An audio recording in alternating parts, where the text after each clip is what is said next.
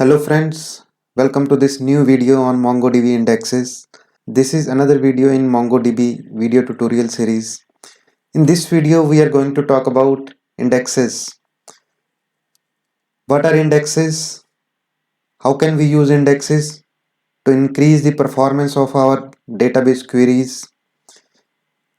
Can indexes really help in improving the performance of queries, or it can badly impact the queries also? That we are going to look at in this video. Later on, we will also see what all indexes are there in our database or collection, right? How can we enhance the performance by using indexes? How should we use indexes? How should we plan our indexes? How should we strategize the use of our indexes in a collection? That all we are going to see in this video. I hope you will like this video. You can watch my other videos in this series if you have not seen those videos, where I have covered different topics like MongoDB Compass, MongoDB on Cloud, right? All those topics we have been covering in previous videos. So let us start with this video. Now, first of all, let us try to consider an example to understand what indexes are. For example, I have a book, right? I want to specifically search for a text inside a book. How can I do that? If you remember, there is an index at the end of a book. At the beginning of a book, there is a table of content, and in the end of a book, there is a index where the key terms from the book are listed down along with the page number where we can find out that book. So on the right hand side, if you look at this, so this is an example of index, right? So we can use this index, right, to find a particular text in a book. If you look at this, a term is given along with the page number, right? We can directly go there and find out information related to this. The point which I'm trying to make here is that indexes are not new.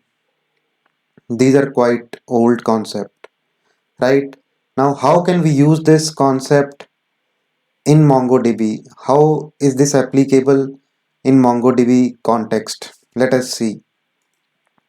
What is an index? Let us try to understand with this example. So here we have a collection which is named as a users, right? If you are not aware of what a collection is, please watch my other videos. Here you can see that we are storing different documents along with scores. Here users is stored, different scores are stored for a user, for different users in this way. Now let us see, this score 1 means that an index has been created on this. Please be patient if this is not understandable as of now. It will be clear in a couple of slides from now. So what index does is it stores all the scores from minimum to maximum, right, with different values on this scale, minimum to maximum, in a sorted manner, right?